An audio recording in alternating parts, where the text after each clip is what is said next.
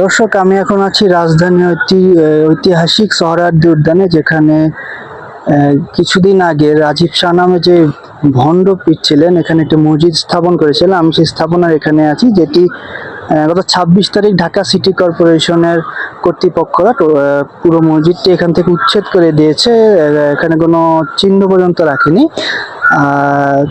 আমি সেখান থেকে আজকের যে উচ্ছেদের পর যে অবস্থানটি সেটি দেখানোর আপনাদের চেষ্টা করছি। এখানে হচ্ছে আগের মতো যে মাঠ ছিল সেই মাঠের মতো হয়ে গেছে। তার মসজিদ অথবা সে যেই ইট এবং ত্রিপাল দিয়ে মসজিদ তৈরি করেছিল সেটির কিছুই এখানে নেই। দর্শক, উদ্যানের লোকজনের ভাষ্যমতে রাজীব শাহ নামের এক ব্যক্তি বিগত প্রায় 9 মাস আগে সোহরাওয়ার্দী উদ্যানের মুক্তিযুদ্ধ জাদুঘর ও নাট্যশালার মধ্যবর্তী এলাকায় থাকা শুরু করেন। সেখানে তিনি প্রথমে ধান চাষ এবং বিভিন্ন ফুলের গাছ লাগিয়ে নিজের জন্য একটি কুবরি ঘর তৈরি করেন।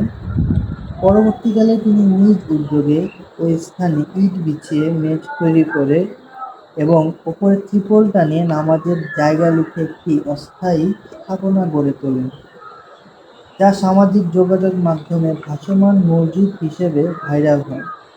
অজুর জন্য সেখানে পানির ট্যাঙ্ক, ড্রাম এবং একটি অস্থায়ী ওয়াশরুমও তিনি তৈরি করেছিলেন। এমনকি সেখানে স্থায়ী মসজিদ নির্মাণের লক্ষ্যে জনগণের কাছ থেকে তিনি গণস্বাক্ষর সংগ্রহের কাজও চালাচ্ছিলেন। কিন্তু আজও সেখানে নামাজ পড়া বা ধর্মীয় কোনো কার্যক্রম হতো কিনা সেটি কেউ বলতে পারে না। উল্টো ধর্মীয় পাঠশালার নামে সাধারণ মানুষের চোখে ধুলো দিয়ে রাজীব শাহ এখানে গ্রুপ করে মাদক সেবন করতেন ও মাদক সেবনকারীদের নিরাপত্তার স্বার্থে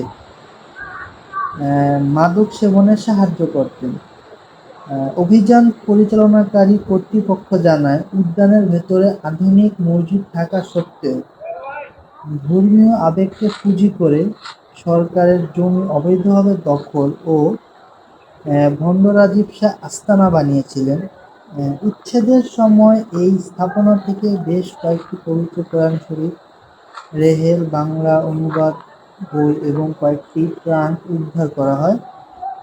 ডিসিসি ও গণপূর্ত অধিদপ্তরের কর্মকর্তারা জানায়, উদ্যানের ভেতরে কোনো ধরনের অবৈধ স্থাপনা রাখার সুযোগ নেই। গৃহায়ন ও গণপূর্ত মন্ত্রণালয় থেকে আগেই উদ্যানের সমস্ত অবৈধ দোকান ও স্থাপনা সরানোর নোটিশ দেওয়া হয়েছিল, কিন্তু রাজীব শাহ উনি তার এই অবৈধ আস্তানা কোনোভাবেই তুলছিলেন না, যে ক্ষেত্রে সিটি কর্পোরেশন এবং ঢাকা বিশ্ববিদ্যালয়ের কর্তৃপক্ষ ও শাহবাগ থানার পুলিশ একত্রিত হয়ে অভিযান চলাকালীন সময় পার্কের পবিত্রতা ও নিরাপত্তা রক্ষায় উচ্ছেদ অভিযান চালান এবং উদ্যানের ভেতরে সমস্ত অবৈধ স্থাপনা পর্যায়ক্রমে উচ্ছেদ করেন।